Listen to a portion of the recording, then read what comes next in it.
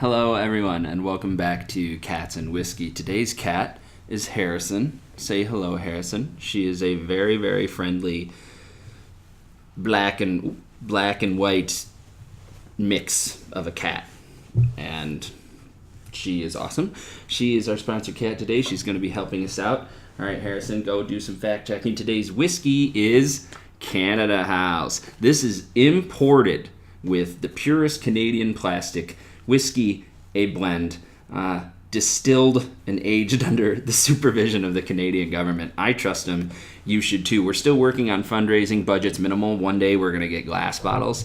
Until then, it's plastic. Thanks to our neighbors in the north for providing this. It's right up there with Crown Royal. Canada House, today's whiskey. Okay, everyone. Today is for my fellow Democrats. Republicans, if you could just go play some badminton on a yacht or whatever you do for fun, curling, counting money, burning money, just go. I'll talk to you later. This is not about you. Got to bring in the Democrats. Got to bring in the home team. All right, Democrats, huddle up. You ready? Let's do this. Got to talk.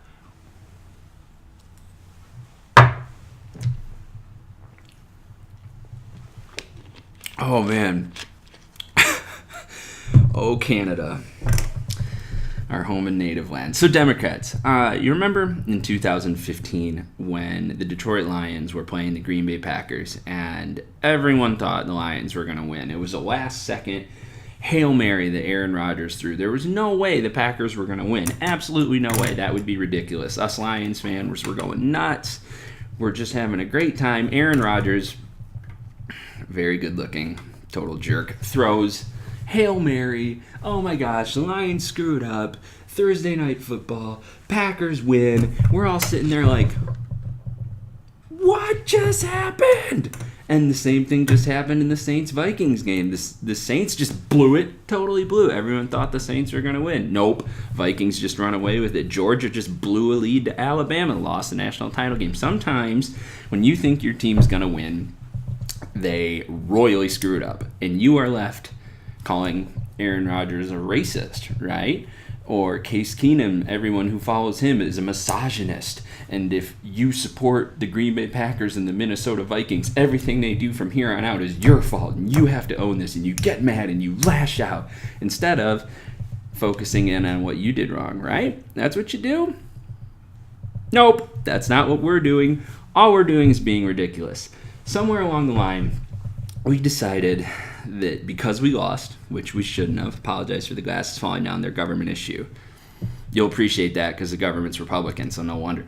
Attacking the other side's morality instead of looking inward and assessing what we could have done better, what happened and how we lost. It makes no sense. But it happened. So what we're going to talk about here today is realistic ways to get back into governments, because that's ultimately what we want. Then we can pursue our goals. But the way you are, some of you, not all of us, the way you're lashing out at other people because they may have voted differently than you isn't going to do it. Just today on Facebook, here are just some examples. This is just today. Harrison, okay. All right, Harrison, help me out. This is just today. Somewhere, this is the most corrupt, unethical, and criminal Republican Party in history. In history? Impeach Trump, impeach Pence, keep impeaching. Okay, first of all, guys, Republicans control the entire government. If we impeach Trump for what? What high crime and misdemeanor? Don't know. Guess what? Pence gets it. Guess what? If you do it to Pence, then the Speaker of the House, Paul Ryan, you all love him. And then if he goes down, it's the pro term in the Senate, pro tem, who is some guy named Orrin Hatch from Utah. So you'd rather have a guy from Utah, a Republican from Utah, running the president than a wishy-washy guy from New York who we don't know. Maybe it'll help us. We don't know. Man. And also you need high crimes and misdemeanor. And the Senate and House have to go ahead and do that, who are controlled by Republicans. That was ridiculous. Sorry for the rant on there. This isn't about Democrats versus Republicans. It's about right and wrong. If you support this president, you are just as racist, misogynistic, and corrupt as he is, okay? If we supported Bill Clinton and John F. Kennedy, do we all cheat on our wives? All right. This is a good one. Trump took Barb. That was clever. That's funny. Attention, Trump supporters. You are directly responsible for everything that happens now. No more blaming Obama or Hillary. All this nasty, stupid, petty BS is on you. This is just today. This is a weird age because half of my friends are in serious relationships and the other half are drunk by 3 p.m.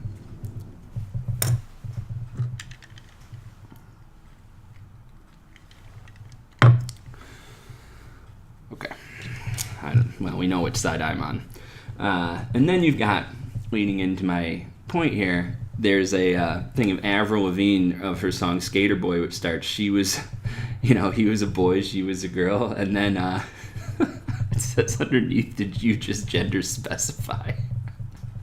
But Avril's from Canada, so leave her out of this. And in respect to Canada House, a blend, leave Avril Lavigne out of this. So you see, this is just today.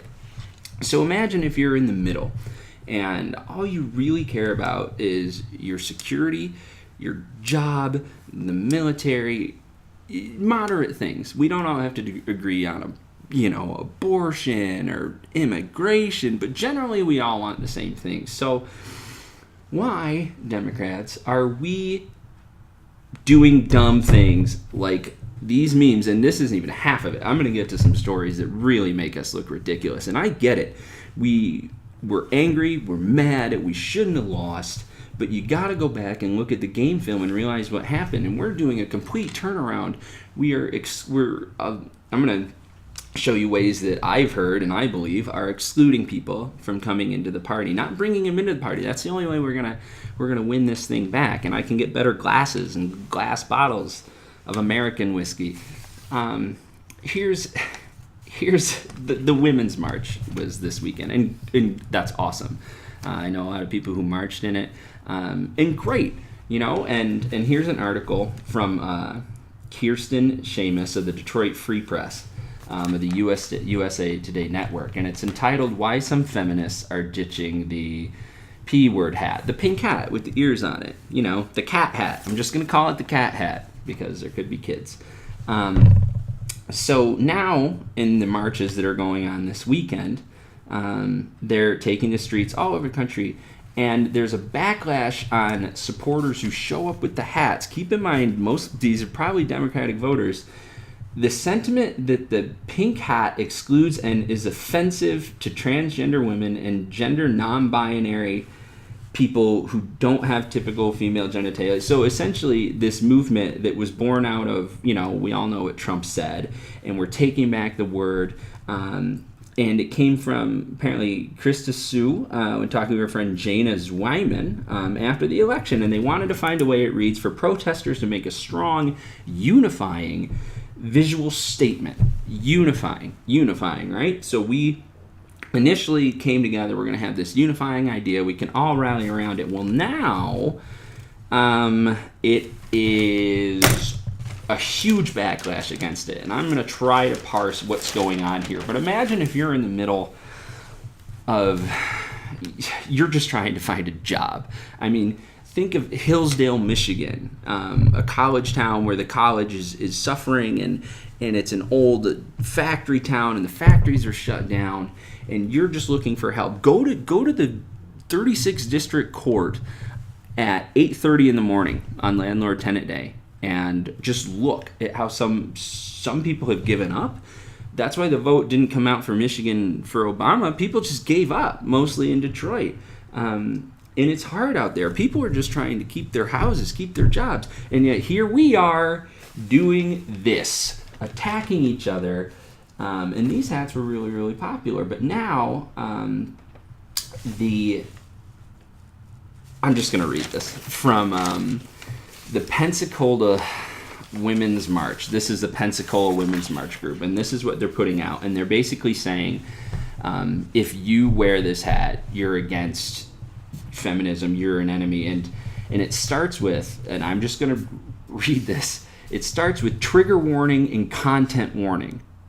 We really should, maybe this isn't, we're not going to get moderates by continue. All right, let's just, transphobia, sexism, racism, mention of sexual assault, genital mutilation, misogyny, trans misogyny. Okay, get it. That could set some people off. But now you've already made, unfortunately, dude, that makes people's eyes roll. Sorry, it just does. If we're going to get back to how if we get into office, we can do this all we want. But we screwed up, we lost. This is how we're reacting. The pink hat represents a very concentrated and thus exclusionary sect of feminism that ignores, neglects, and ultimately harms the fight for global women's liberation. Now remember, this was just an innocent idea. It was never meant, the pink color was picked because pink represents feminism, and it has throughout any history I can remember. Blue represents boys. If I were to wear a blue hat, it would represent males. But the entire concept is based around the idea of biological essentialism and shared womanhood, two incorrect ideas that women are all on the same level despite conflicting classes, races, sexualities, etc., and then also bound by the power of the vagina. This is a very popular concept, developed and expanded upon during the second wave of feminism, usually called radical feminism. This type of feminism, though hugely successful in terms of reproductive justice, it did good. I mean, it's a symbol, you know. Today, though, is a mistreatment of transgender women. Some transgender women do choose to have genital reconstruction surgery, and it goes on and on and on. And here's where this Facebook thing, yelling at people, making them feel bad for just trying to help. We're just trying to all get along. The right to self-determination is a concept that all feminists must get behind. It allows transgender women to get... Okay, so how is this hat... Come on, guys. Seriously? And then the problem is you must get behind it, or you're hurting the cause. Even if you're a moderate, and then it goes, the hat represents the notion that woman equals vagina equals woman. Both of these are incorrect. You've already lost. I hate to say it, guys. You're making people's eye roll, right or wrong. Additionally, the hat is white focused and Eurocentric, and that it assumes, and it goes on and on. The Pensacola Women's March organizers understand this idea was a knee-jerk reaction to the heinous, sexist, misogynistic Trump administration, which we lost to by playing games like this before we were in office. We asked that marchgoers refrain from wearing this hat, pick alternative headwear. Okay, so, but it ends with, this is exclusionary white feminism, and the Women's March will be removing all forms of hate speech. So now a thing that we created to represent, we've turned on each other, and now if you wear that, it's hate speech, so don't wear it. Awesome. Cool. So no one's... The great majority of people, Democratic or otherwise, are...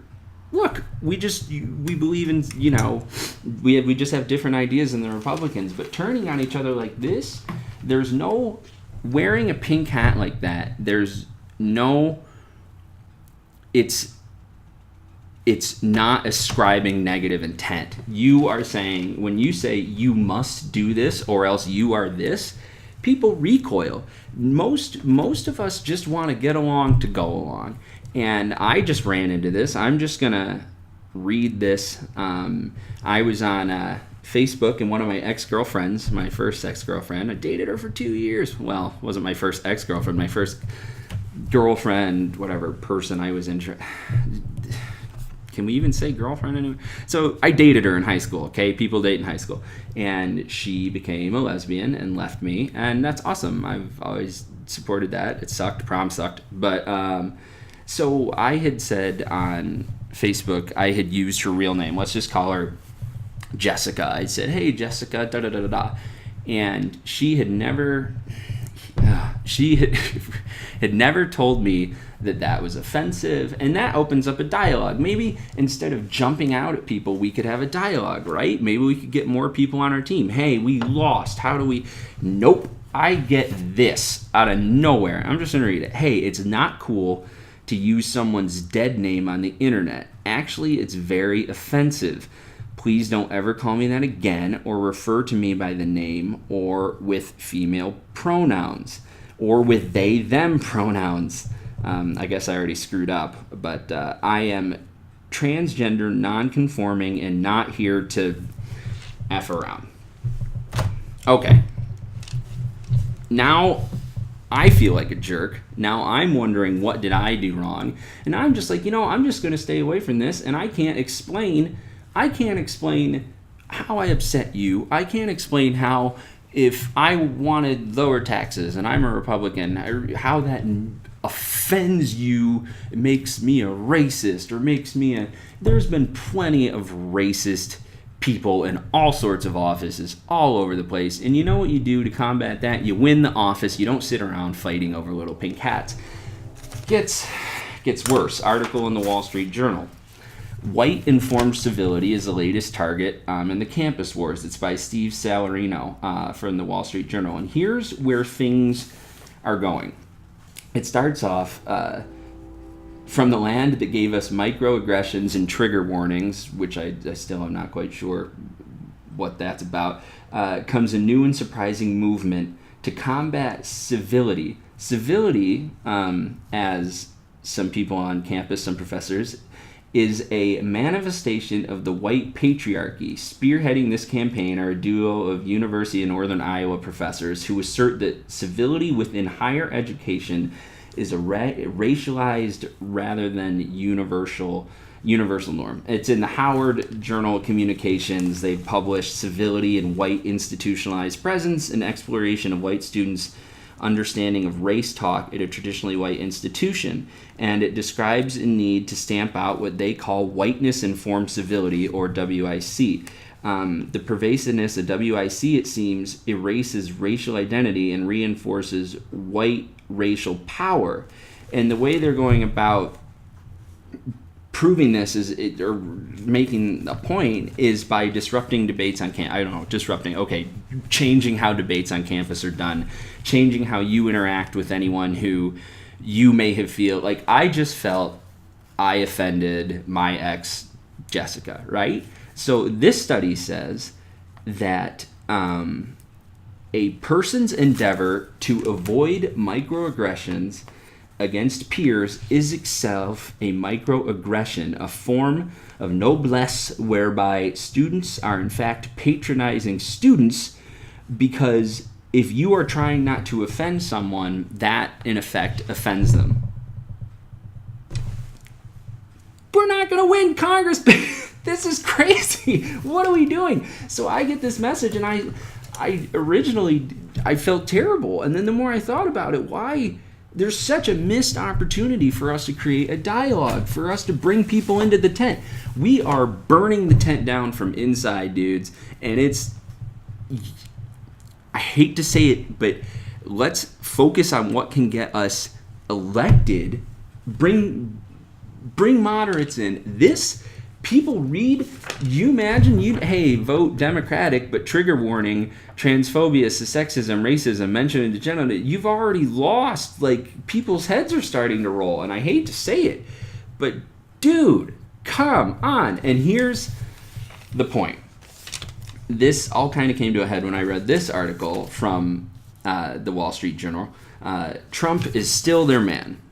And this really brings home, it's by Bob Davis and Joshua Jamerson, that it starts with in Virginia, that people are getting fired from coal mining. And you could say, oh my gosh, it destroys the environment. And yeah, you can say that. And let's elect a Democrat who puts in stronger regulations but keeps, there's ways to go about people not losing their jobs. And Obama, I hate to say it, just go to Detroit, 8:30 in the morning. So it says Gary Palmer had been laid off from local mines 3 times. 3 times. You're fired from a job 3 times, and your party wants to vote for you. But warning, don't wear a pink hat because it'll offend people, but still vote for us. After Mr. Trump's election, the mines are reopening, and he moved back. And he says, quote, if the election had gone the other way, I don't think we'd be working. That's what people care about. So make a message. Here's how we can get you back to work, Mr. Palmer. So it goes on to say that a lot of jobs that would have been lost under Hillary are opening back up again. You could say those jobs are terrible. You could say we shouldn't have those jobs, but elections have consequences, and this is one of them. So let's figure out a game plan to not lose the next time. About 2/3 of the base is made up, and here's where you're really starting to make people feel bad. About 2/3 of his base is made up of whites without a 4-year college degree of Trump's base. But so what? That describes about 90% of adults in Buchanan. Can't help where you're born, dude. I'm sorry. No one's out to get you. No one's out to be racist. People just want to eat.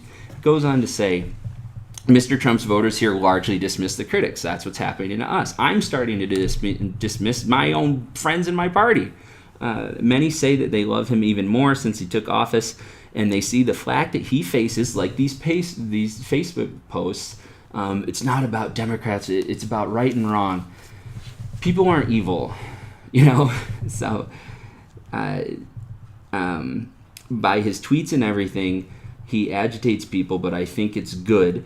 He's standing up for them against a power structure they distrust. In around here in Buchanan County, bluntness, speaking your mind, is an Appalachian trait. And also, the county is improving. The unemployment rate was 11.8%, and now it's fallen by about 1/5 in the previous 12 months. Since the primary, unemployment has fallen steadily to 7%. In November, the latest month available, local coal production jumped 15%. No wonder. Why can't we figure out how to?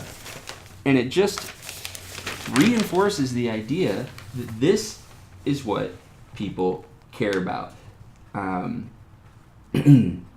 And Buchanan County, here we go. If you think, well, they're white and not college educated. Well, Buchanan County was until recently heavily Democratic, a legacy of the New Deal and decades of organizing by the United Mine Workers. Al Gore won the county handily despite his environmentalism, and John Kerry won it in 2004. But then the county turned Republican with the 2008 Obama election, and Democrats have been losing more ground every 4 years.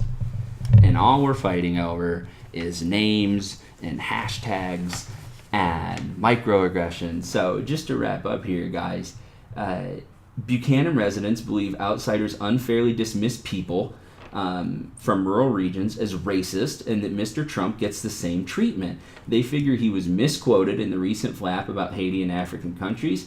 Maybe he was, don't know. This is what people think. As for his comments about the march of the white supremacists in Charlottesville this past summer, a number of supporters here agree with him that there was some blame on both sides.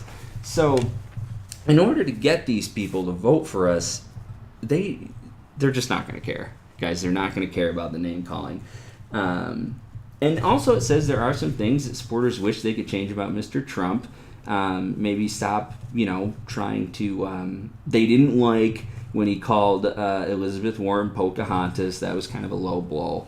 But such episodes aren't enough to shake support for Mr. Trump. He's our messenger, a high school teacher said. The Lord can use anybody to accomplish his purposes. Awesome. Well, let's get a Democrat to accomplish our purposes. So, thesis statement, guys. Hate to get so heavily into it with you. You usually here at Cats and Whiskey, we're discussing cat toys and cats. This one even made Harrison a little uncomfortable. But if our team lost, let's focus on ways to win the next game. And all this stuff you're putting up, all this name calling, all this, if you wear a pink hat, it's hate speech, it's not going to work. I think let's rebrand the message as our buddy Bill Clinton, who, if you voted for him, according to us now, you cheat on your wife. Our buddy Bill Clinton said it's the economy, stupid. It's what people want. They want a house over their heads and they want security. So my message to all of us here, while the Republicans are off playing badminton on a spaceship because they can afford that, is let's just come together in a way that brings people in and stop excluding people. with all of this, what some would describe as nonsense. I personally don't, but I don't think it's a way to win an election. After we're in office, we can outlaw pink hats. Awesome. All right, guys, thanks. Cats and Whiskey. Stay tuned. Leave comments. Please feel free to subscribe. I know this one is tough. It's hard addressing your own team. I've been turned on, and I'm trying my best to help out the cause. So let's look inward. Let's try to get it done, and let's just be nice to people. If you're nice to a Republican, maybe they'll vote for us. Who the hell knows? They're doing a good enough job of messing it up. I'm about to be shut down. I don't even know if I can work. Awesome. Cats and Whiskey. Stay tuned.